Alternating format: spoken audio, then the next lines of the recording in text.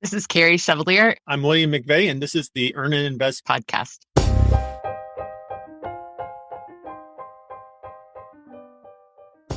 There were moments of concern, but they were brief. I was diagnosed with a learning disability in first grade, and it took me quite a few years to catch up to my peers. I wonder if my mom had given up on my early dreams of becoming a doctor. My daughter permanently lost hearing in one ear. Would this hinder her? My son was a touch too slow on standardized testing. He had a processing issue. Would he have trouble getting into college? At one time or another, many of us have special needs that could impact our financial and emotional lives. Often, however, these hurdles are minor. Many resolve with money or time or special care. They don't necessarily hinder us in the long term. Many, but not all.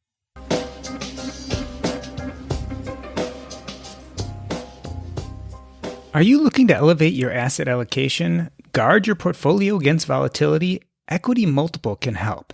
Invest in professionally managed commercial real estate starting with just $5,000. Establish passive income streams while experienced asset managers go to work on your behalf. Sign up at equitymultiple.com/earn and receive an enhanced return on your first investment. Again, that's equitymultiple.com/earn.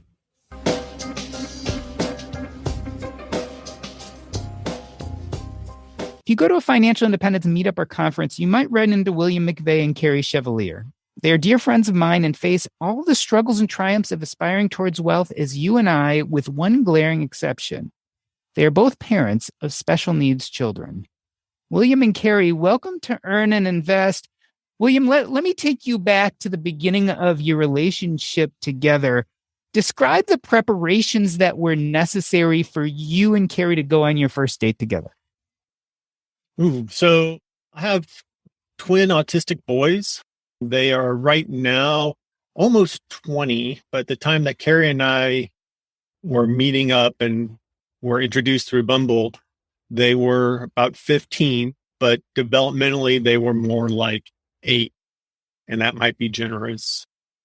So for us to do our first meeting, I had to arrange childcare for one of my teenagers.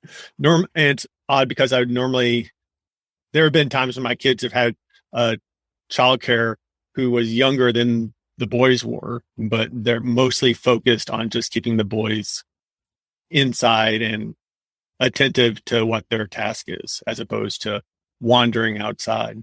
But yeah, I guess it would be the childcare situation was the biggest thing. And Kerry, likewise, do you remember that first date? And did you have to do anything special to kind of make sure your kids were okay before you were available just to leave the house? Actually, it's really funny because even a step back, I should say, when you start to date and you have a child with special needs, you always wonder when you bring that up. When do I mention something about that? And so it was really funny because William and I knew that about one another ahead of time, because I had actually brought up the fact, he talked about his kids being a little older. I brought up the fact that for somebody my age, I had a younger child because he's 13 now.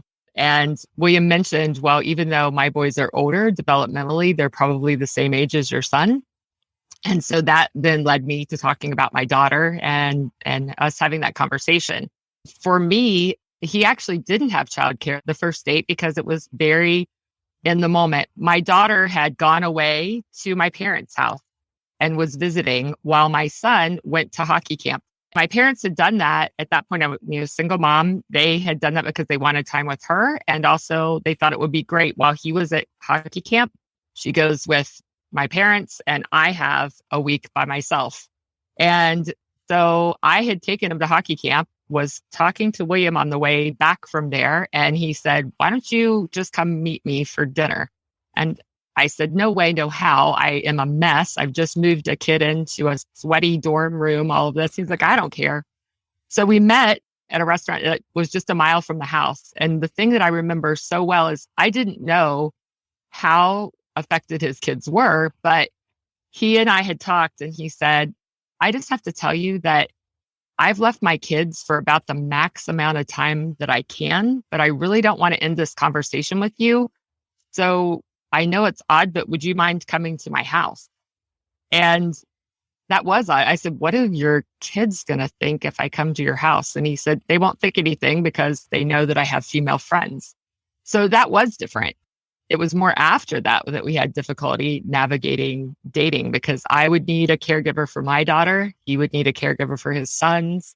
I mean, I needed a caregiver for my son too, but my daughter, much more difficult to take care of. So, yeah. So anytime we need to go downtown Cincinnati, so with it, I have a radius that I felt comfortable leaving the boys alone, and getting outside that radius requires much more logistical planning and advance notice. And I was going to say, I think the other thing for us that's telling is when you look at once we were a couple, our very first time that we had ever been away together without our kids or done anything was at Camp Phi. And we left I was there 2 nights, I guess.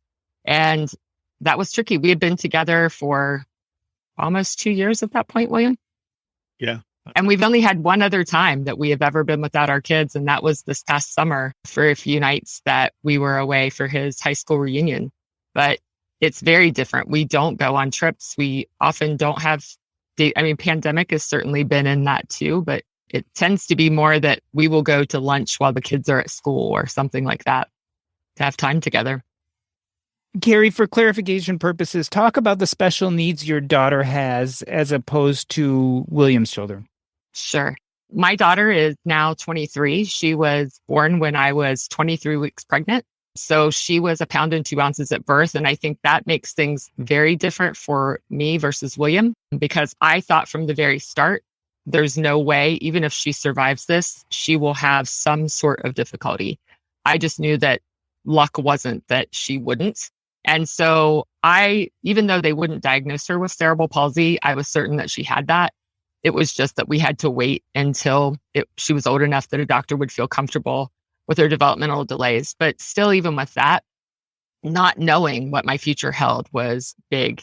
Would she walk? Would she not? Would she be able to talk? Could she, what things could she be able to do? And so for Addison, it's been very different in that she very much is of average intelligence. She does have some developmental delay, but I wouldn't say that's significant.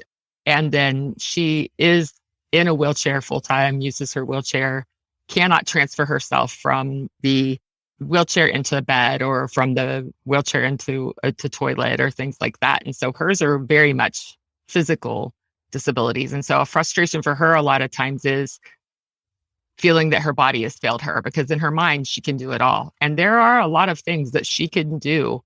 And it's trying to figure out how to adapt it or what to do. I mean, the girl could cook better than caregivers that she's had, and she's taught them how to cook. She just can't physically reach to be able to do things and things like that. So her disability has been a lot of equipment, a lot of therapies, a lot of, just managing different things and not being able to live independently just because of the physical piece. William, I want to take a look from 1,000 feet here and talk about how either adults with special needs or the parents of adults with special needs fit into the financial independence community. When you think about financial independence for yourself and for Kerry, I wonder if it means something different to you than it would for your average person on this journey, because what you're talking about is physical and support needs that are a little bit harder to budget for, right? As someone who doesn't have these issues in their lives, I can pretty much say, I expect that my spending will be X over the next 10 years. And if not, I can always be a little more frugal or change things around a little bit. As I listen to your situation, I wonder, William, is there such thing as financial independence? Because I wonder how you would calculate it. Yeah, that's a very hard question, or it's a very hard situation to be in. Mostly, so it's affected me in multiple ways.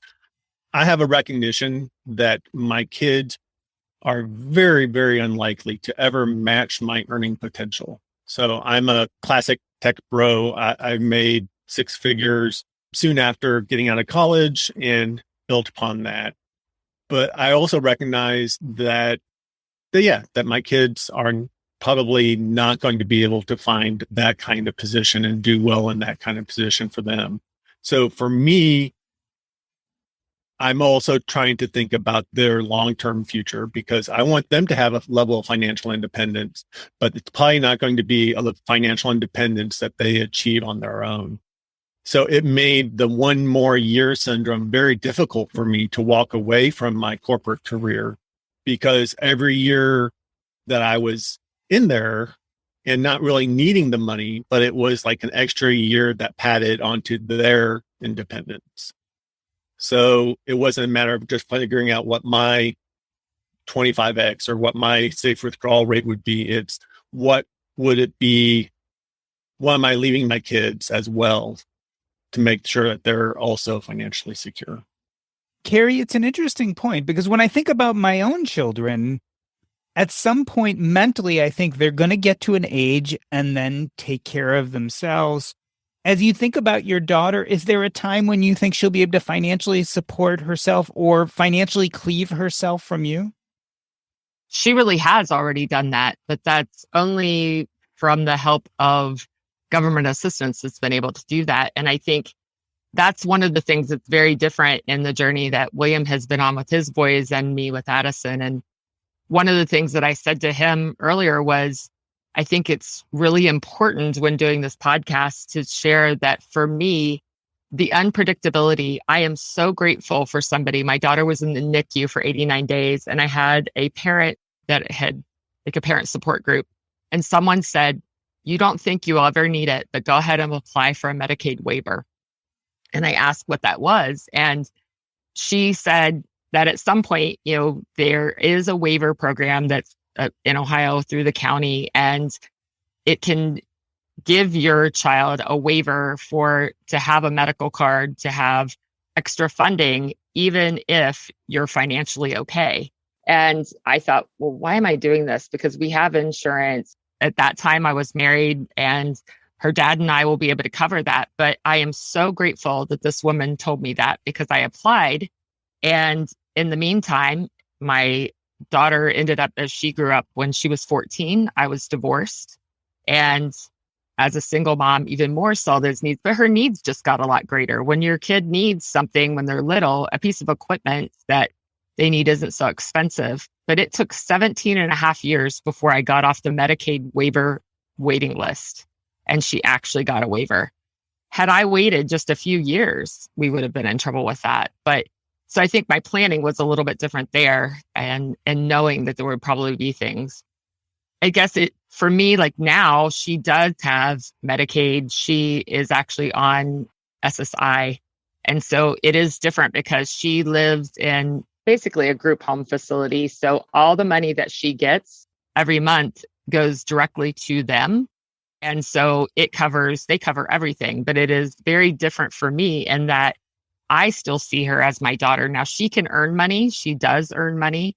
She automatically gets a certain bit every month from them, but then they do a workshop there and she can work additional to make money. But that's been a change for her, learning things such as before she would have a little money left over here and there, and now that all of her SSI goes to covering that, which covers her food, everything, that's great. But at the same time, spending money, you're going to have to work more to have more spending money and I'm still trying to balance out, when I want her to have a cell phone. So how much of that do I pay for? How much of it do I pay for her? Because she doesn't have the chances to make a typical salary or do those things.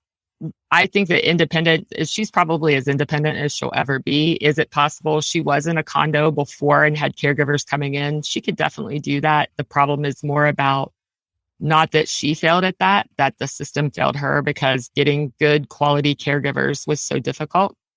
And so this is a much more stable environment for her, and socialization is much better for her now because she lives with 11 other people. In fact, she just sent me a message not too long ago to let me know they're going to Applebee's for lunch and going on an outing that she didn't always get to do before. I didn't have that community recommending the waiver program. So when my late wife and I moved to Ohio, I became aware of the waiver program, but I had great insurance. It covered the therapies. It covered the medical. And so I was like, I'm not going to apply for Medicaid and take it away from somebody else when I have a job here that will cover what I need. And so I didn't. And so, yeah, it really hurt. So the boys, even to this day, are still on my personal health care plan. And that's something that I'm working on. We are basically doing the paperwork and doing the process to get them more onto Medicaid and their own medical coverage now that they're 20. And I think when you were talking about planning for things, you can't possibly know everything that your child's going to need. I love to blow people away by saying that my daughter is in a power wheelchair, and it wasn't my out of pocket, but it's $40-some thousand for her wheelchair. People look at me, I'm like, yeah, it's more expensive than a vehicle. That's a luxury car. And there is a part of that comes out of pocket, but then because she can only get a new wheelchair every 3 to 5 years, depending, but that they won't do things like, for instance, she has a manual wheelchair that was a backup. It was her old wheelchair. They will no longer pay for anything to work on that once they buy a power, which is very difficult because that means she can only ride in the van that I have that is wheelchair accessible. We can't transfer her into William's vehicle and throw another wheelchair in the back or something like that. We also there's a piece of equipment that's similar to how a Hoyer lift works, but it's something that helps her move called a Sarah Steady.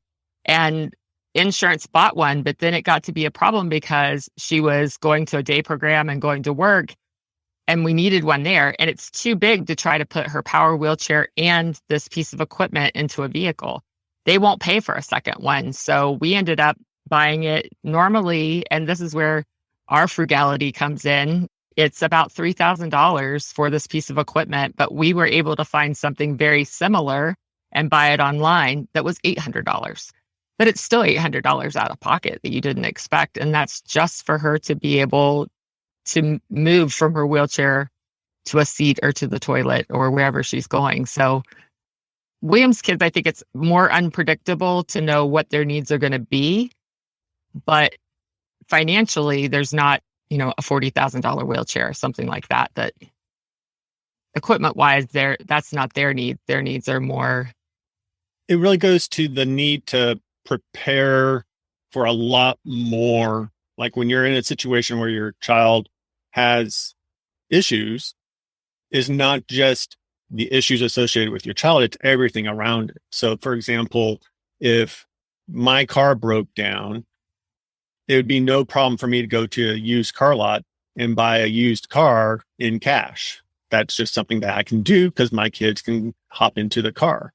If Kerry's van breaks down, that's a specialized piece of medical gear it has to be accessible for her to have ramps and has to have the lockdowns. That's not something that you can just go to a used car lot and pick one up used. Not generally. Like emergency funds have to be larger. For me, even like iPads, for example, are communication devices for some kids with autism. So a kid, especially a kid with autism, can oftentimes have meltdowns and they throw things that are in their hand. They're not intending to break electronics, but electronics often are broken. I've had more than I can count the number of iPads or computers that just were destroyed during a period of frustration. And it's not something where, well, you need to learn your lesson and you don't get your iPad because that's how they communicate.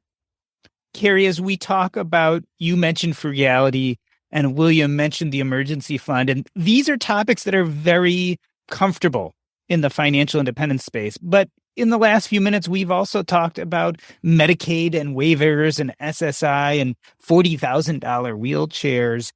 You guys are part and parcel of this financial independence community. You go to these events like Camp FI.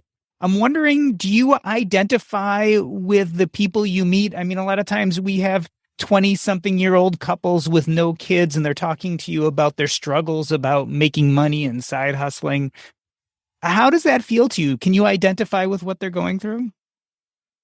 Yes, I do. But I noticed who I know and who I hang out with are probably different than even who William knows and William hangs out with, because I do seem to be drawn to a lot of single moms and people that have a different path. And part of that is probably because a piece of me that I could have been, I didn't know about financial independence when I was in my 20s. I was then married to somebody who would have not gotten on board with that. So while I was making a good salary, even he was making a decent salary then, we were not looking towards the future that way and not building wealth in that way. That frustrates me now because I feel so behind the eight ball in a lot of ways. At the same time, I think that people make an assumption because they hear that I have a PhD, I work as a mental health counselor, they think I'm a high earner. I'm not. And just because of the field that I've chosen. And there's been times I've joked with William where I've said, like, if I did it all over again, I should have just not liked working with people. I should have just liked numbers or something like that. But I know it's not true. But I find myself often in the women's group within financial independence. There's a whole group of us that are all counselors, social workers, working in that field. And I tend to talk with them more, to hang with them a little bit more, because I feel like I have more to contribute or am more a part of. I can't say that the 20-year-olds that are talking about they're both making six figures. I'm like, wow, that's amazing. I would love that in some ways. But at the same time, it's really about the approach of what they're looking at and what they value. And that is where I connect with them. But I don't have their lived experience. So it does make it different for me. So I can relate to the financial journey. What's hard for me is the sense of independence. So, for example, travel is a really big motivator for people taking down a five path or going down the five path. And credit card churning and vacations and being able to get out.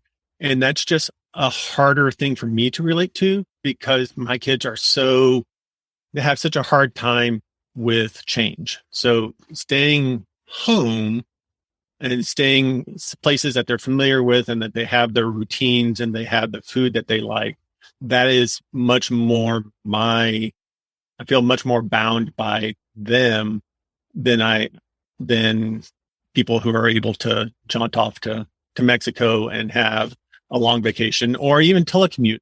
So people who are road warriors and are taking their five path in, or even something like, I forget what the term is, geo-arbitration for medical costs. Geo-arbitrage, yeah. Yeah, the idea of me hopping down to Mexico for dental work that has, I could get cheaper dental work, but I'm spending a couple $1,000s for childcare during that time.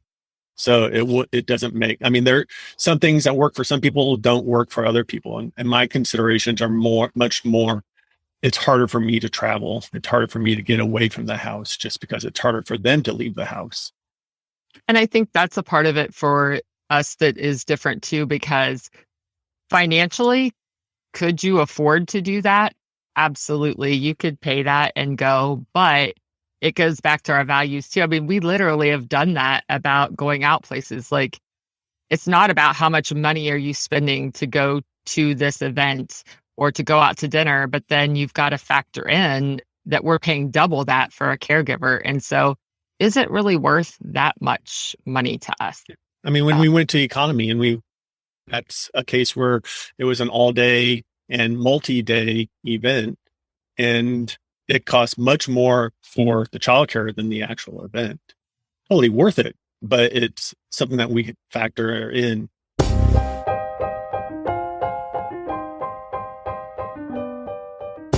We are talking to William McVey and Kerry Chevalier. They are maneuvering financial independence with special needs kids. We are going to take a short break. This is Doc G, and you are listening to the Earn and Invest podcast.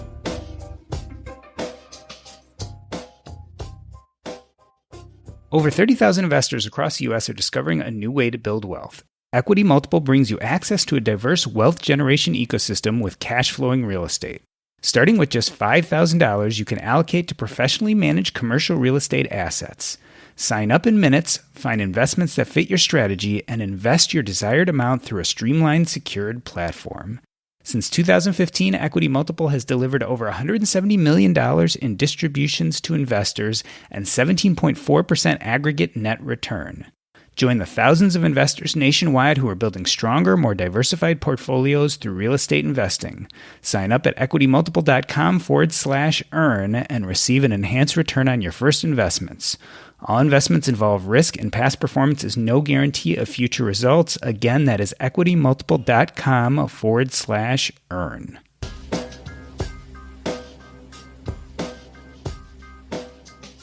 Let me reintroduce you. We are talking to William McVey and Kerry Chevalier about financial independence when you have special needs kids, both the financial and emotional issues that surround being not the typical financial independence person. William, a little while back, we were talking about how you didn't apply for the Medicaid waiver because you just didn't know. And I'm wondering, as you've gotten to know more about what it takes financially to bring up special needs kids, do you think most people in your situation know what resources are available to them? It was harder for me because I moved from Texas to Ohio to be closer to family. So normally you would have like an intake coordinator. So even in Texas, we had an early childhood interventionist, and they would track you on to what the state programs were. When we moved, we just didn't do a very good job of getting integrated into that pipeline. So it was a late kind of addition into the pipeline. And the Medicaid waiver programs vary from state to state. And what we had in Texas wasn't the same kind of thing that we have here in Ohio. So a lot of that was just, I didn't know. The other factor was my late wife was actually taking care of a lot of it. So what we did know was kind of knowledge that she had embedded, and then we lost when she passed away. Kerry, we mentioned the Medicaid waiver. Talk about some of the resources available from the government, especially when it comes to healthcare assistance. Is there a lot available to parents with special needs kids? There's a lot available. It just takes a lot of grueling paperwork and time to get there. And that's why, like I said, somebody had shared that with me when my daughter is in the NICU. That's kind of the gift I give now that I see a contribution, is telling people just apply for stuff, even if you don't think you need it, because if your number comes up, you can refuse it. But you find out that there's all different kinds of waivers, and they, in Ohio at least, are very dependent upon what county you live in. And it's very different how they're managed in different counties. So for me, moving to the county that we're in now actually sped things up for my daughter, which is odd that just literally moving a county can change things and make decisions. Because you're looking, when I moved here from Georgia and looking at best school systems, didn't think about also looking at how to live in the right county in order to get that, because the county has to make a Medicaid match. There's also different services that are offered in different counties. For us, I did have family support services. William has that actually with his kids too, that provides some bit of money, even if you don't have a Medicaid waiver, but it's very specific what it can be used for. It can be used for things like going towards a summer camp, or using it for equipment, is what I've done in the past, is needed to use that. Also home modifications for me, some bit of that, which certainly it didn't even come close to covering, but putting a ramp in a home. And so I was fortunate to have a family member that is skilled at doing that, and he could build it, but the material costs I could at least get picked up by the money there. And then it is bewildering just to know, and I feel so fortunate that here we have Cincinnati Children's Hospital, and they do a great job of also doing things for parents. There's a lot of active parent groups, and then there are things that they offer on transition programming and how to navigate, whether it's applying for Medicaid or SSI or things like that. And then they have parent advocates that will literally walk you through that and tell you, like, here's where you need to go, here's what you need to do. I can tell you, though, one of the challenges I have is I have a very hard time dealing with bureaucracies. And you're dealing with government programs, and you're dealing with state programs, federal programs, and county programs, and just dealing with the paperwork and the bureaucracy of even something as simple as we need an assessment and the wait list or the wait time to get seen by Children's, which is a great hospital, but it's a great hospital that's very much in demand. So getting a neurology appointment, it can be a lengthy process. And that's just something that I am a numbers guy, and I'm kind of an immediate, I guess some level of ADHD. I want my responses fast. I want to see progress. And the idea of sitting in front of a stack of paperwork is not something that I'm very well cut out for. So it can be a challenge for personality types to deal with even the programs that are available, but you're just still having to go through and do the application. You have to do all the documentation and then have to do it again a year later and again a year later, which is frustrating. So fortunately for William, he has a partner that's something I do. And I think a bit for me, yes, it's just as frustrating and annoying, but I'm annoyed by the whole system. And I've decided, like, I'm going to advocate and beat it. You want me to do this paperwork and jump through these hoops? I'm going to jump through them better than anybody you've ever seen. And when you tell me no, I'm just going to redo it. And so that tenacity that is difficult. And when you're trying to just raise your kids and deal with the normal things in life, and then on top of this, you have a special needs child, it is frustrating. And just the process is so bewildering. It is very different, even applying for things for his kiddos versus my daughter and what that looks like. And I think a great example is even filling out the paperwork for them now that they are adults towards SSI. I literally filled out the applications for them on the exact same day. William, of course, has to sign off and do all of that, but I did the grunt work behind that, turned them in at the exact same time. And the process, even the boys are different, but just the process has been so extremely different. For one of his sons to get evaluated was very quick. We had his evaluation before we even got the information about his other son being evaluated. And at this point, one son has already been approved for his SSI, and the other one, we still haven't gotten that. They've finished the evaluation, and he's actually the one whose needs are more severe, if you want to put it that way. And just the paperwork, it's so delayed. Now, the good thing is it will go back to the 30 days from the application date. But it goes to show you how you just have to keep up on it and keep asking questions. And it's easy to get sidetracked along the way for anybody, but especially when you're trying to navigate this with kids with special needs, just the tenacity to stay on top of that. When we're talking about SSI, we're talking about, I believe, supplemental security income for those of us who don't know necessarily the language behind special needs. As I'm listening to you, Kerry, I'm wondering, where do parents get these resources? I mean, is the onus on you to figure it out as the parent, or is there an actual process in which either the hospitals or the caretakers or someone brings this information to you to help you through it? In all honesty, it is on the parent. There are resources there, but you have to know to ask for them. And I've found that very frustrating at times, that it is other parents that share that information, even in talking to somebody who is a cerebral palsy expert. So they work with lots of people with disabilities. There are questions you ask them and nobody in their office has any idea what that looks like. And that is so frustrating. And I get it. They can't possibly know everything. They're trying to handle the medical part. But I love that there is now at Children's and a few other places that in the country that have started, a cerebral palsy clinic where there is a social worker that comes in and is a part of that to help team. But that again goes to, here's some resources. And honestly, I get it from some parents. It's like, I don't need one more thing. I don't need one more appointment that I have to go to, one more evaluation that I have to go through. And for my daughter, at one point, I've said that I would love just to tell all of these folks that are specialists with her to bring them all into one great big room and say, let's sit down and figure this out, because she has had up to 14 different doctors at one time treating different things.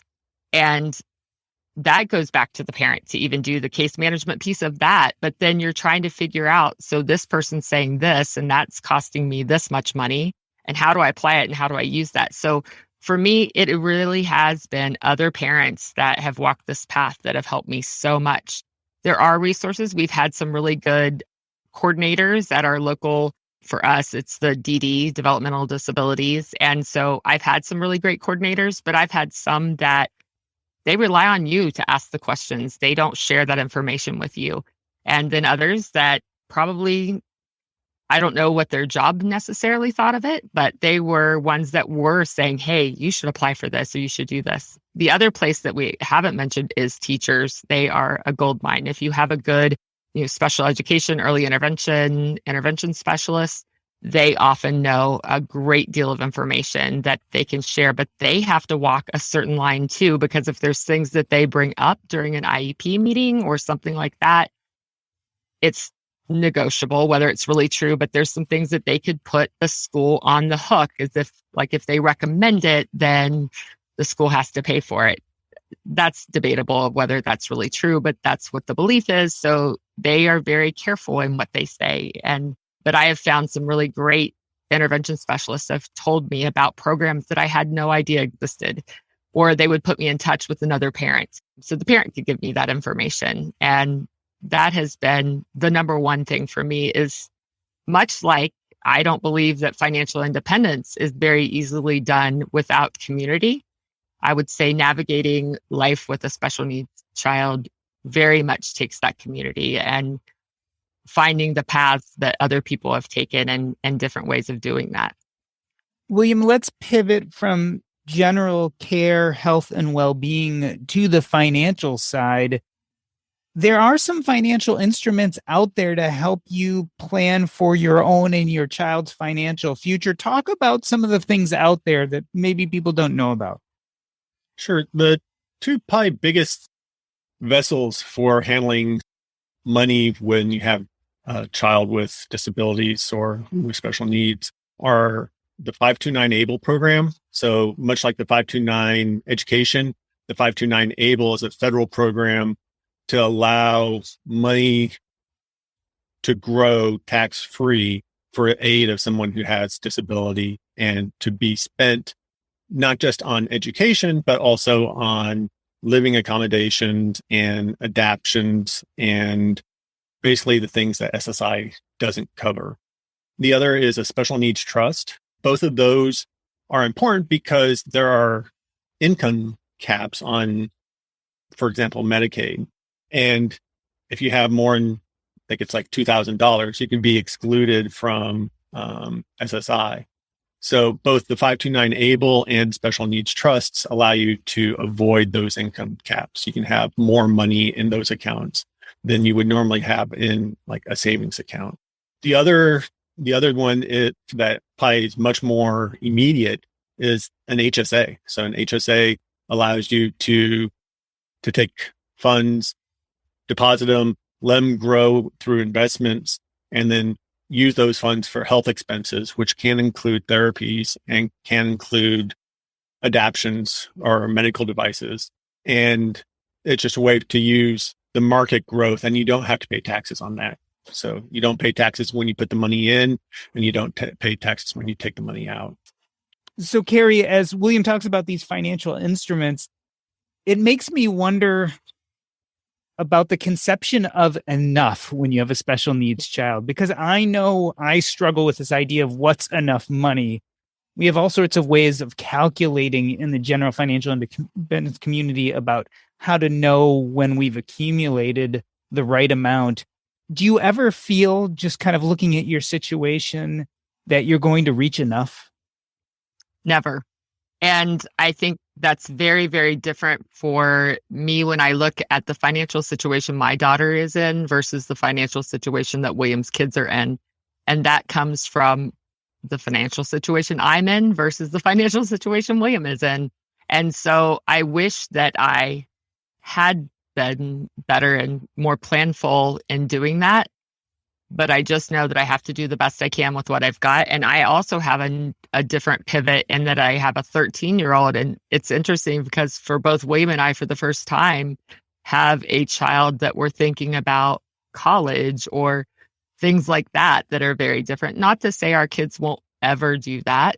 But, knowing that my son, looking at that, I worry about, and that's a constant thing for me. How much do I put into things for myself and my own financial independence? How much do I put in towards things to help my son, who is a typical 13-year-old? And then how much do I put to leave for my daughter? And so right now I have had to prioritize just my own financial independence and then hope that in time I can work more towards hers. William, you left your job quite a bit ago, and I think you'd consider yourself in a way early retired. I know you do some things that probably make money anyway, but tell me your concept of retirement compared to what someone as part of our community who doesn't have a special needs child, what it would look like to them versus you. Again, that's a harder one for me because my kids are still in school and they're still living at home, and they'll be living at home until at least probably age 22. So my retirement, when I quit my corporate job, I considered myself early retired. More and more, I've taken on more responsibility in other projects. I'm feeling less like I've retired and more like I'm alternately employed.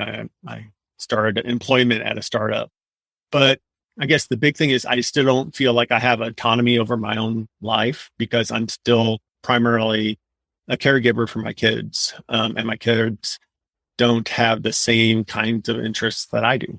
So it's an independence, but it's not true independence to do what I want.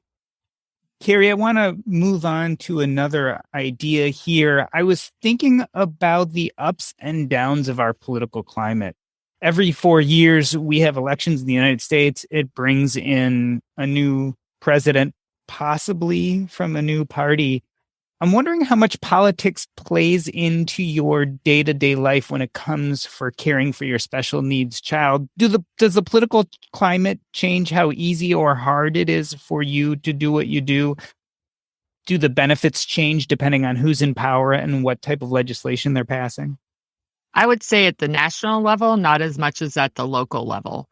And I see that all the time because so much of the funding on the national level stays pretty much the same as far as if you look at, an SSI program or something like that. But it's more that local stuff of how local dollars are spent, what county, how they handle that. In fact, there's somebody who has run she is an attorney, but she's a special needs mom here in our county who I would love to see get elected. She hasn't won yet.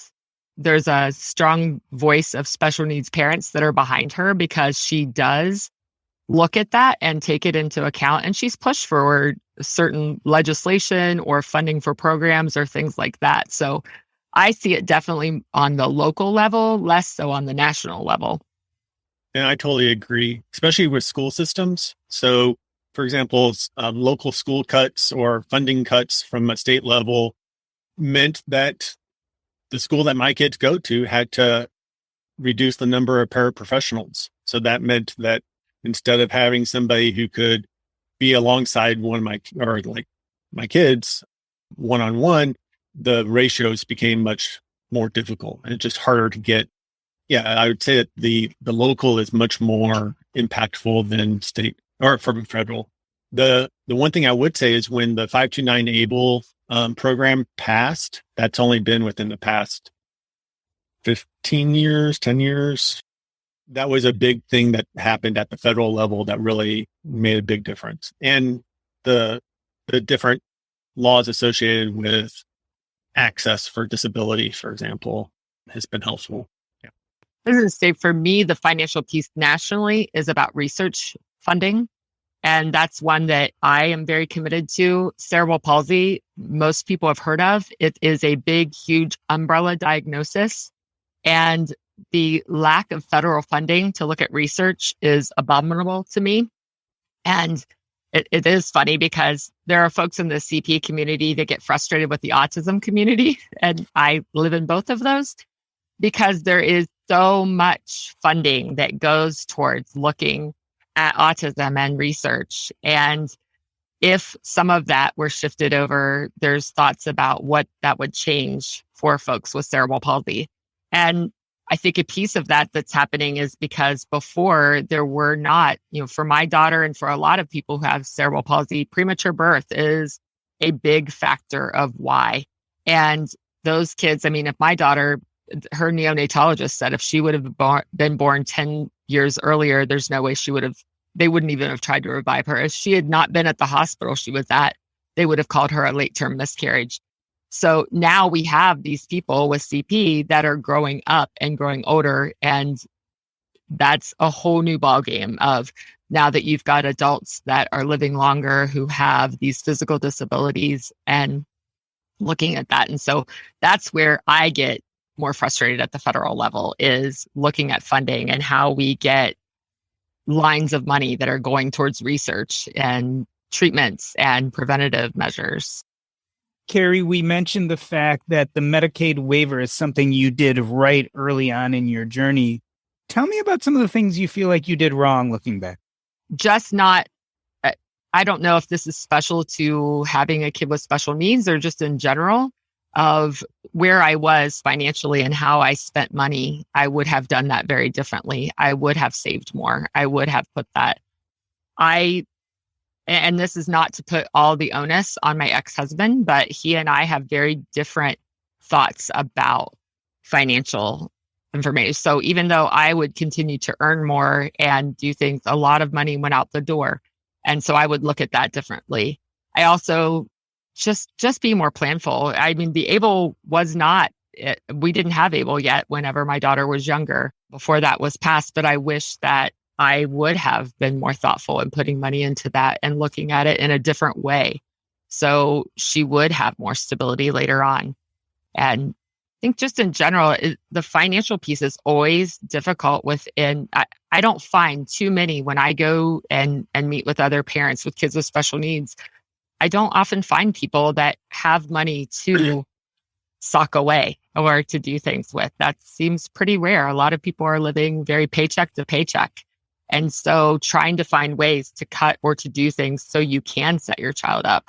I think we look a lot at programming and services for our kids, but there isn't enough information about how to use, for instance, the HSA. I think that's a brilliant thing that William has done throughout. I haven't always been in a position where that was offered necessarily where I was, but now knowing that there were ways to navigate that I wish I would have done that would have saved me money that I in turn could have invested in something towards my daughter.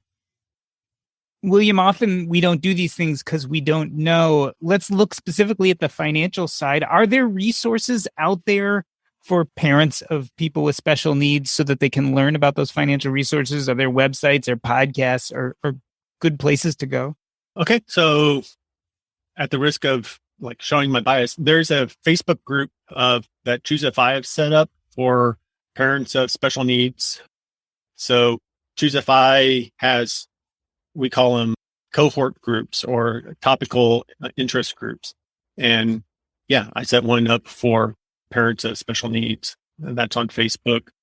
So that covers a lot of things. And most of the questions there are with a financial independence mindset or among people within the FI community who are dealing with these type of challenges. The hard part for that is it's one group. And what Kerry's mentioned before is the importance of local knowledge. So even questions that are answered or asked, I have to caveat with, at least in Ohio, this is the situation. Someone who's in just one state over does have very different answers oftentimes. But beyond that, there's a 529 ABLE website I can pass to you and make sure it gets into the show notes. But it gives details about the ABLE programs for each state. So much like the 529 education programs, those are administered by the state, and each state has its own set of investment options. And you can choose which state you open up the account in, but you can only have one. You have to choose one state's program to put your 529 funds into. It often happens where You get a tax benefit, a state tax benefit, if you use your state's ABLE program, but oftentimes there isn't. So in which case you can pretty much use any state's program independent. I mean, you don't have to live in the state in order to participate in their 529 ABLE. Well, William and Kerry, I wanted to thank you for coming on the show today. I think it's important for those of us in the personal finance and financial independence community to realize that we all face different struggles. And sometimes your struggles are different than mine. And it's good to have an open mind and realize that just because financial independence was one way for you doesn't mean it was the same way for everyone else. The other takeaway, I think, is if you are a parent of someone with special needs, that there's hope. There are people who are going through this. There are support groups. And certainly it sounds like there are resources.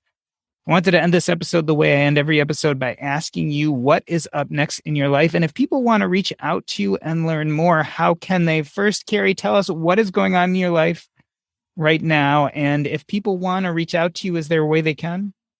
Sure. Right now, I feel like I'm just going through life a little bit, a step at a time. It has been different because for the longest time, I've had my daughter at the forefront. I mean, she's still at the forefront, but having to take care of her day-to-day needs. And that, I can't even tell you what a relief it is to know that my daughter is living someplace where she's happy, her needs are being met, and I can turn my focus a little differently on being able to take care of other pieces of my own life and my family. I'm continuing to work in private practice doing telehealth, and that's a big part of my financial independence journey because it's more the independence piece, I guess, in that trying to find ways to work creatively so I can have the other parts of my life that I enjoy and do.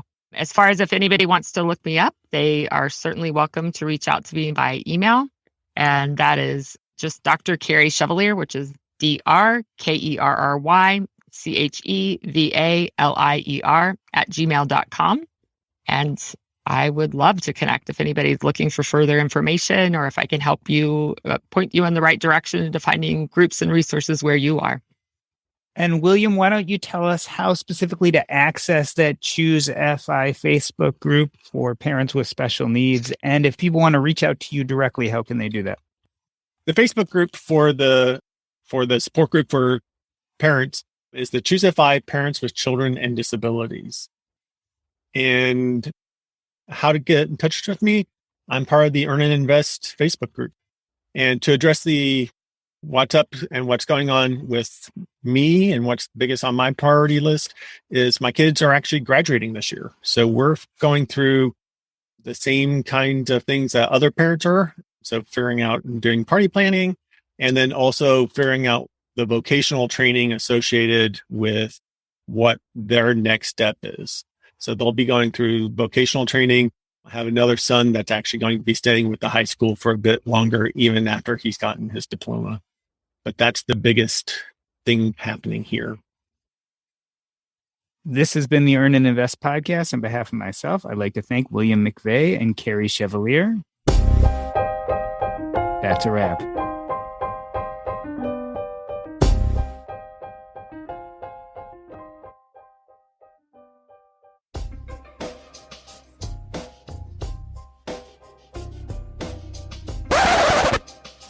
Awesome. And I'm just realizing that when I did my redo, I didn't mention how to get hold of me. That's okay. I can edit it in and clip it together so it works. So I love that you did it that way, William, because I thought if William gives his email address, that's going to be hysterical because he will never get to that. So. Yeah. And don't worry, no one ever notices. Like if you say it all or not, no one ever notices. So but I will clip it in. So is there anything we didn't talk about? Like you think we should have? There's a couple of things from technical for someone. I mean, that's more on like you didn't want the focus to be on the nitty gritty. A couple of things on the nitty gritty that I feel like if someone who had disabilities or is going through this probably should know, but this isn't the right. Tell me now. Because this will be in the after show. So things like life insurance. So it's just your kids, special needs kids just depend on their parents a lot more. So I would say not to underestimate the value of a life insurance policy for the main provider of the house, but also for the care provider. Yeah, that makes sense. Yeah.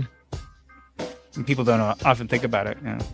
Well, there's something I was thinking about at some point during this, like, you don't think about that you're going to get divorced or things like that. But it is interesting because when I got divorced, they did not look at child support being any more for my daughter than my son. And it is interesting because what I pay for her is a lot more than what I would be paying for my son. And that is never factored in. I also got really frustrated because even though it said in our divorce decree that he had to pay child support until she finished schooling, that didn't happen. And when she turned 18, somehow or other, child support enforcement decided that, I don't even know how they did that. They said that she graduated, which she hadn't. She was actually at 18 her entire senior year of high school anyway. Mm-hmm. But there became a point where at that point, things were so estranged between the two of us. And I thought, you know what? Screw it. If I get child support, it's going to come out like that counts against her on SSI. And I trust the federal government to pay me more than I do fighting my ex-husband. But it does suck because kind of like William, he and I both have that mentality to some degree of why should I take money away from somebody else? But I had to tell myself I was doing that for my daughter. It wasn't my fault that her dad was the way he was. But I mean, there's so many things like that, or the frustration that, just even the legalities of all of that stuff is so different because he still gets to claim her until she was 20. He was still claiming her every other year on the taxes, even though he didn't see her at all. Yeah. Never saw her, never takes her. Yeah. So there's things like that I mean, don't have to be in the pot, but I think are things that people have to think about of what that looks like as you're raising a child, that you don't know what that future looks like. And so thank God I had applied for the Medicaid waiver because it took a long time, but it helped set up a lot of things for her because just looking at insurance, it's not anymore because the family, but now looking at it and being self-employed, there's no way I could have paid that to have her too, because just the out of pocket, I mean, having a high deductible plan would never have worked well with her because so much money gets spent on that. William, other stuff besides? That was the one that was like on my list of things to do or to make sure get mentioned. That's the one thing that was not mentioned. But I mean, so we've covered, I don't think there's anything other than one we've already covered as part of the podcast. Well, thank you guys for doing this. I know it's not always the easiest thing, and you guys are some of the clearest voices about what this actually is. Clear, unapologetic, knowledgeable. And I don't think we have people like that in all realms of finance, but certainly not finance and special needs. So I think it's an important story to tell.